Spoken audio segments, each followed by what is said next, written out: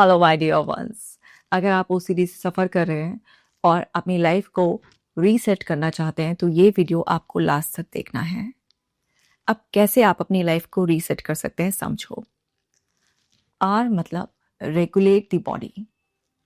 जो भी fear, anxiety, किसी भी तरीके का ट्रॉमा, कोई भी नेगेटिव इमोशन, एनर्जी, आपकी बॉडी उसे लॉन्ग टर्म तक स्टोर करके रखती है और आपकी बॉडी सर्वाइवल मोड में जी रही होती है। वो जैसे ही कोई भी ट्रिगर, कोई भी स्टिमुलाई देखती है ना, सेंस करती है ना, तो वो तुरंत ऑटो इंटरप्रिटेशन निकालकर रिएक्ट करना स्टार्ट कर देती है। आपकी माइंड की इंटरफेरेंस के बिना ही वो ऑटो रिएक्शन दे रही होती है।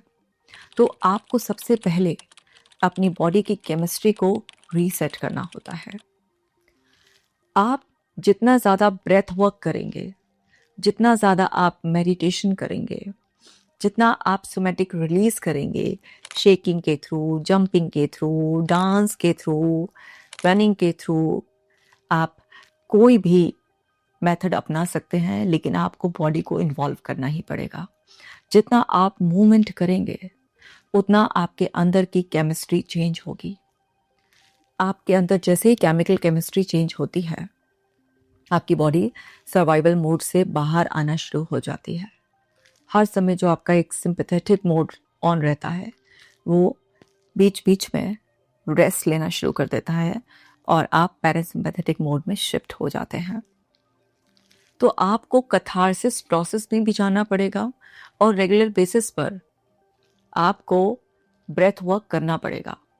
ब्रेथ वर्क को आप मिनिमाइज नहीं कर सकते और एक दिन में आपकी बॉडी से वो सारे के सारे सप्रेस्ड इमोशंस रिलीज नहीं होंगे।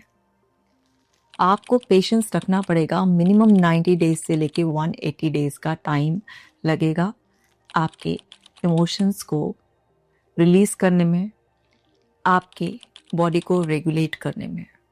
जब आप कंसिस्टेंसी दिखाते हैं और लगातार अपनी बॉडी की केमिस्ट्री को रीसेट करने के लिए एफर्ट्स डालते हैं, तो आपके उस कमिटमेंट से बार बार आपकी बॉडी मैसेज रिसीव करती है कि जो खतरा था वो चला गया, अब इमरजेंसी मोड में रहने की कोई ज़रूरत नहीं है। आपकी बॉडी, आपका सबकॉन्शियस माइंड है, वो डिफरेंस नहीं जानती क्या रियल है, क्या इमेजिनरी है, क्या जस्ट आप मजाक कर रहे थे, क्या फेक थ्रेट है, क्या रियल थ्रेट है। वो रिएक्ट करना स्टार्ट कर देती है और ये सब इतना ऑटोमेटिक और इतना फास्ट होता है।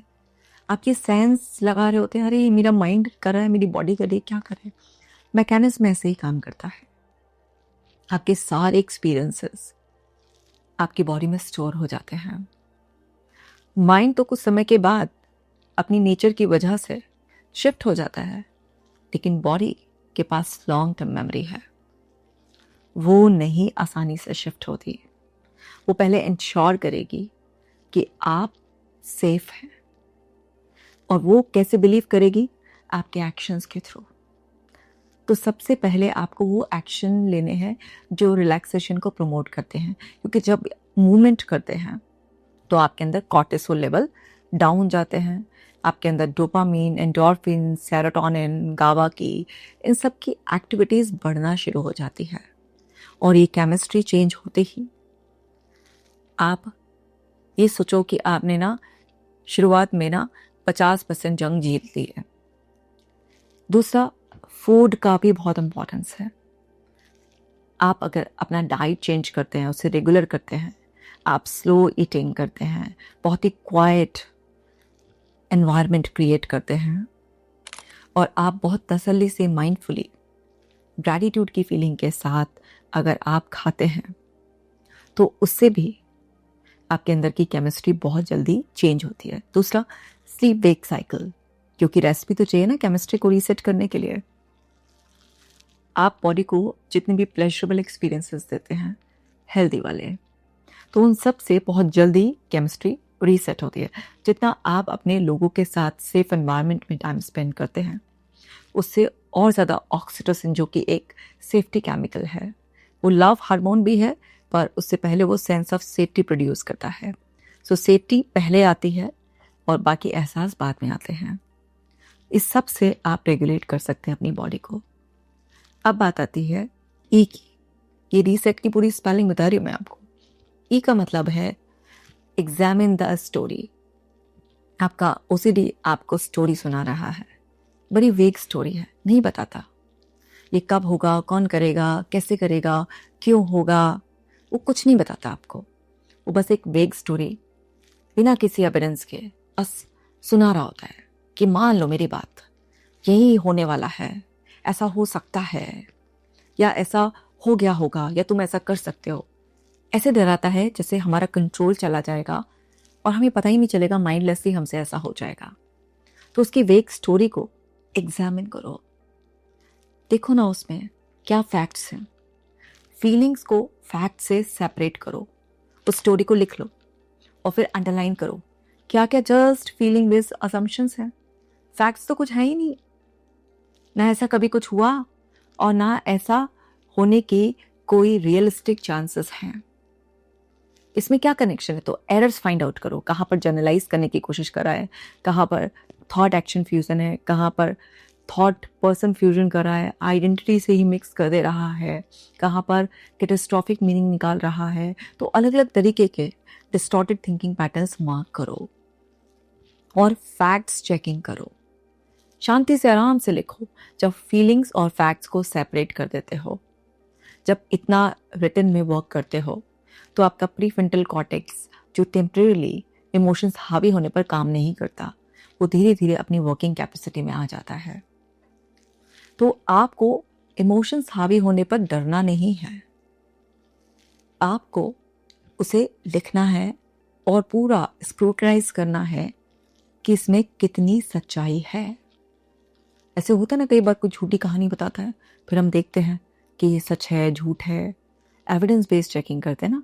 बिल्कुल ऐसे एक इमेजिन करो कि एक कोर्ट है जहाँ पर कुछ स्टोरी प्रेजेंट की जा रही है ना, कि इसने ये गलत किया, ये गलत किया, ये गलत किया। तो कुछ एविडेंसेस पेश किए जाते हैं ना, उसके बेसिस पर ही तो कोई वर्डिक्ट आता है, कोई जजमेंट पास किया जाता है कि हाँ ये पर्सन वाकई में ही गिल्टी है, इसको पनिशमेंट मिलना चाहिए या नहीं मिलना चाहिए। तो आपको ऐसे ही अपनी स्टोरी को एग्जामिन करना है। इससे आपका सेल्फ कंट्रोल बढ़ता है, आपका फियर रिड्यूस होता है, यानी कि आपका अमिगडाला शांत होना शुरू हो जाता है। आपका प्रीफ्रंटल कॉर्टेक्स वर्किंग कैपेसिटी में आने की वजह से सिचुएशन को आप बेटर तरीके से मैनेज कर पाते हो। मतलब आप पैनिक होकर एकदम से कुछ एक्शंस नहीं लेते हो, एकदम से रिएक्टिव नहीं होते हो।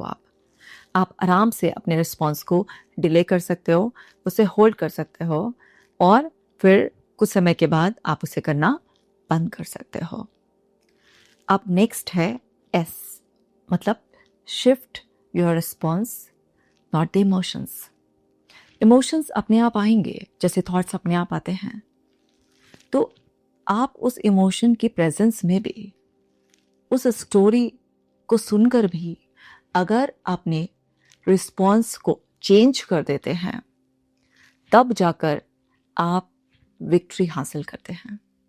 आप ये सोचें कि इमोशन ना आए, आप ये सोचें कि मेरा माइंड थॉट देना बंद कर दे, तब मैं आराम से नॉर्मली सिचुएशन फेस कर लूं। ये दिन तो कभी आएगा ही नहीं। पहले आपको उस इमोशन की प्रेजेंस में भी, उस थॉट की प्रेजेंस में भी अपने अंदर की पावर का इस्तेमाल करना होगा, क्योंकि आपने स्टोरी को भी एग्जामिन कर लिया है और आपकी जो बॉडी केमिकल केमिस्ट्री है, मतलब एक चलती फिरती लेबोरेटरी है, और सारे के सारे इमोशंस आप बॉडी में एक्सपीरियंस करते हैं, उसे भी रेगुलेट कर लिया है। आपने अपने सेल्फ कंट्रोल को बढ़ा लिया है। अभी भी लेकिन कुछ डिस्कम्फर्ट होगा, उसको झेलते हुए आपको अपने रिस्पॉन्स को चेंज करना है। जैसे पहले आपका ओसीडी बोलता था, जा हाथ धो करा, जा दरवाजा चेक कर करा, अरे अभी इतनी देर प्रेयर कर ले, चेक कर तूने कुछ गलत तो नहीं बोल दिया है, देख तूने ईमेल लिखी है उसमें कहीं कुछ गालियां तो नहीं लिख दी हैं, चेक कर। कुछ भी मतलब ऐसे ऑर्डर दे रहा था, कर कर कर कर कर, और आप भी ना बिल्कुल डरे सहमे से ऐसे अच्छा अच्छा कर लेता हूँ कर रहे थे आप। आपको रिस्पॉन्स चेंज करना है। वो डराएगा अभी भी, आपकी दिल की धड़कन भी बढ़ सकती है, आपकी ब्रीथिंग भी इरेगुलर हो सकती है, आपको पेट में भी कुछ महसूस हो सकता है। ऐसा हो सकता है जैसे आपके हाथ पैर एकदम से फ्रीज हो गए हैं, कुछ भी इस तरीके का हो सकता है। पर उसके बावजूद भी ये जानते रहे, ये मानते रहे, समझते रहे कि ये सब टेम्परेरी है। मुझे अपने रिस्पॉन्स को चेंज करना ही होगा। क्विक कंपल्शन करने की बजाय डिले, और वो भी पूरा नहीं, थोड़ा सा। तो छोटे छोटे शिफ्ट से भी ना, मतलब अगर आप हाथ 4 बार धोते थे, अब आप 3 बार 2 बार कर रहे हैं, तो छोटे छोटे से चेंजेस से भी ना आपका कंट्रोल बढ़ता है और ओसीडी की ग्रिप कम होती चली जाती है। नेक्स्ट है एंगेज सपोर्ट बट वाइजली। आपको लोगों की सपोर्ट लेने की जरूरत पड़ेगी, वो चाहे थेरेपिस्ट हो, चाहे आपका फैमिली मेंबर हो, आपको जरूरत पड़ेगी लोगों के सपोर्ट की। और आपका पर्पस क्या है? एंजाइटी कम करना या फिर ट्रू इन्फॉर्मेशन कलेक्ट करना, ऑब्जर्व कर कर सीखना, या जस्ट एक डिपेंडेंसी क्रिएट करना कि ओके मुझे कंपल्शन ना करने पड़े, तो ये मुझे रीअश्योरेंस दे दे कि हाँ हाँ तुमने दरवाज़ा ठीक से बंद कर दिया था, हाँ हाँ तुमने गैस नॉब ठीक से बंद कर दी थी, हाँ मैंने देखा था तुम्हारे हाथ बिल्कुल क्लीन थे। तो रीअश्योरेंस नहीं, ये नहीं है, हमें इन्फॉर्मेशन सीख करनी है, हमें ऑब्जर्वेशन लर्निंग करनी है। तो हमें चाहिएगा लोगों का सपोर्ट, पर हम इंफॉर्मेशन सीख करने के पर्पस से देंगे। जैसे आप किसी से बात कर सकते हैं, अपने फैमिली मेम्बर से, किसी से भी, कि भाई जब वो हाथ धोते हैं या कपड़े वॉश करते हैं, नहाते हैं, जो भी आपकी सिचुएशन है, ईमेल लिखते हैं, कुछ भी ऐसे करते हैं, तो वो किस तरीके से डाउट को हैंडल करते हैं। अगर डाउट आ जाता है तो, अगर उनको कुछ गलत हो जाने का डर लगता है तो वो कैसे हैंडल करते हैं उस फीलिंग को। क्या यही कंपल्शंस कर कर ही इस सिचुएशन को हैंडल किया जा सकता है, या अनसर्टेनिटी को बियर भी किया जा सकता है, या अपने आप को अलाउ भी किया जा सकता है मिस्टेक्स करने के लिए। हर चीज़ को जनरलाइज करना ज़रूरी नहीं होता है, और अगर कोई गलती हो भी गई तो इट्स ओके, ह्यूमन नेचर है। जब पता चलेगी, जब सुधार लेंगे। और उसके इतने कैटास्ट्रॉफिक कॉन्सिक्वेंसेस सोचने के बजाय क्या लाइकली सिनेरियोज हो सकते हैं, कैसे सोचा जाता है। अगर आप इस तरह से किसी से बात कर रहे हैं, या जनरली कभी आपको कोई डाउट भी आ रहा है, तो आप किसी से पूछ रहे हैं जस्ट इस पर्पस से कि वो आपको कुछ जानकारी ऐसी देगा जिससे कि आपको एक क्लोजर मिल जाएगा, तो वहां तक बात सही है। लेकिन अगर आप जस्ट एक एंजाइटी को रिलीज करने के लिए किसी से पूछ रहे हैं बिना डिटेल में बात करे हुए, तो वो गलत है, क्योंकि उससे डिपेंडेंसी बढ़ती है, आपका खुद का कॉन्फिडेंस कभी डेवलप नहीं होगा, आपको अनसर्टेनिटी को, एंजाइटी को आपको डील करना ही नहीं आएगा, क्योंकि ओसीडी ब्रेन 100% सर्टेनिटी, श्योरिटी चाह रहा होता है। अब वो प्रैक्टिकली पॉसिबल नहीं है, और वो डाउट पे डाउट, डाउट पे डाउट पैदा करता रहता है, तो ये चेन चलती ही रहती है। अब इस चेन को ब्रेक करने के लिए आपको उस डाउट को रिस्पॉन्ड करना, उसको आंसर करना बंद करना पड़ेगा, उसे फीड करना बंद करना पड़ेगा, क्योंकि वो डाउट ही बढ़ बढ़ के फियर, और फिर वही अच्छा अब ये कर लो, तो उससे क्या है, वो अपनी ग्रिप में रखना चाहता है। तो क्या डिफरेंस होता है एक इन्फॉर्मेशन सीख करने वाले और रीअश्योरेंस सीख करने वाले में? इन्फॉर्मेशन सीख करने वाला एक क्वेश्चन एक बार पूछता है, लेकिन रीअश्योरेंस सीख करने वाला एक क्वेश्चन को रिपीटेडली पूछता है। जो इन्फॉर्मेशन सीकर होता है वो उस पर्सन से पूछता है जो क्वालिफाइड आंसर देने लायक है, या कोई भी रिसोर्सेज से सर्च करेगा तो वो ऑथेंटिक रिसोर्सेज से सर्च करेगा। ये जो ओसीडी में रीअश्योरेंस वाला होता है, ये किसी से भी पूछ लेगा, बस इसकी एंग्जाइटी कम होनी चाहिए। इन्फॉर्मेशन सीकर को जो आंसर मिलता है, अगर वो थोड़ा सा रिलेटेबल है या पूरा एकदम से किसी ने कंक्लूड भी नहीं किया, तो वो अपने आप ही उसका मीनिंग निकाल कर उसको क्लोजर दे लेता है, एक्सेप्ट कर लेता है।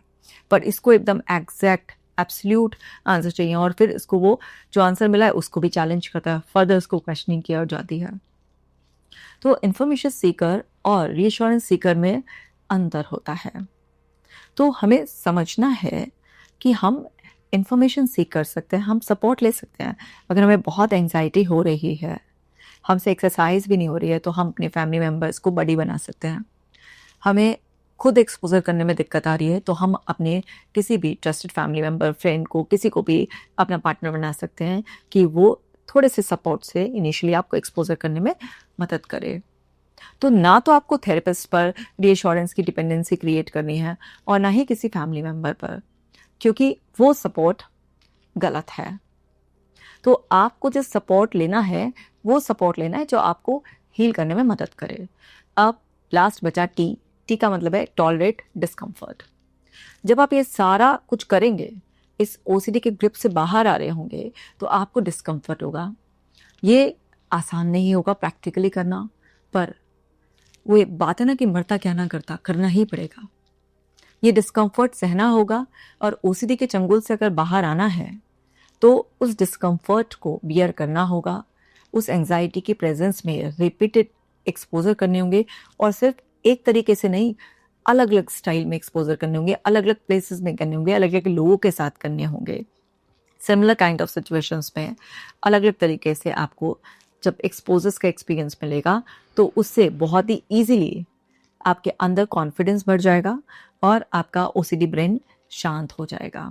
लेकिन अगर आप डर जाएंगे उस डिस्कम्फर्ट से, और आप कंफ्यूज जाएंगे उससे, कोई जेन्युइन हेल्थ प्रॉब्लम ना हो जाए, ऐसा मेरा दिल धड़क रहा है तो कोई मुझे हार्ट अटैक ही ना आ जाए, या ऐसा ना हो कि पैनिक से मेरी डेथ ही ना हो जाए, अगर एकदम से इतना ज़्यादा डर जाएंगे, वो डिस्कम्फर्ट, जो पेन उस टाइम पर होता है, उसको अगर आप बियर करने के लिए तैयारी नहीं होंगे, और आप ये सोचेंगे कि कोई ईजी पेनलेस तरीका मिल जाए, कुछ ऐसा चमत्कार हो जाए कोई भी थेरेपी से, जिससे थॉट आने बंद हो जाए, जिससे ये फीलिंग आनी बंद हो जाए, और जब ये पेन डिस्कम्फर्ट नहीं रहेगा तो मैं एक्सपोजर करने के लिए तैयार हूँ, नहीं।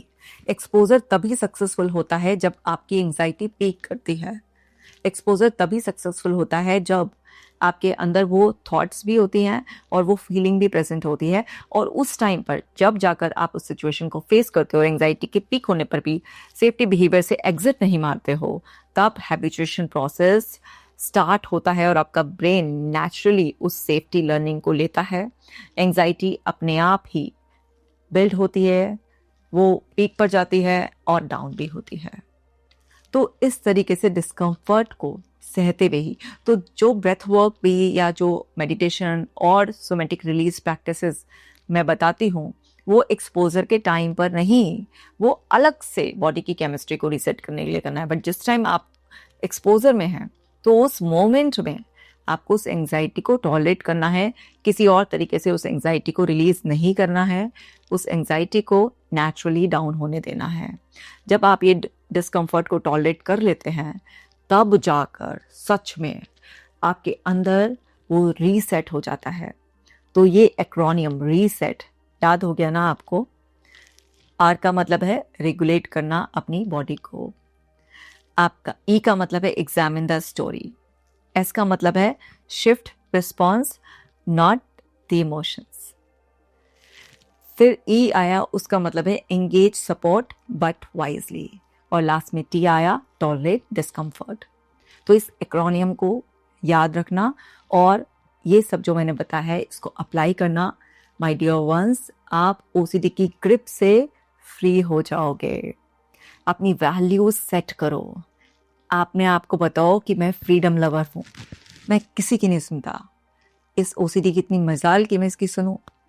आपको अपने अंदर वो बात लानी पड़ेगी, वो जज्बा लाना पड़ेगा। शुरुआत में मुश्किल होगा, पर आपके वो सारे राइट एक्शंस जो आपको रिकवरी की तरफ लेकर जाएंगे, वो आपको सच में फ्री कर देंगे और आपके अंदर की केमिस्ट्री रीसेट हो जाएगी। सो मिलती हूँ आपसे नेक्स्ट वीडियो में। तब तक आप अपना खास ख्याल रखना और इस वीडियो को बाकी लोगों के साथ भी शेयर करना। चैनल को अभी तक सब्सक्राइब नहीं किया है तो वो भी कर लेना। Take care.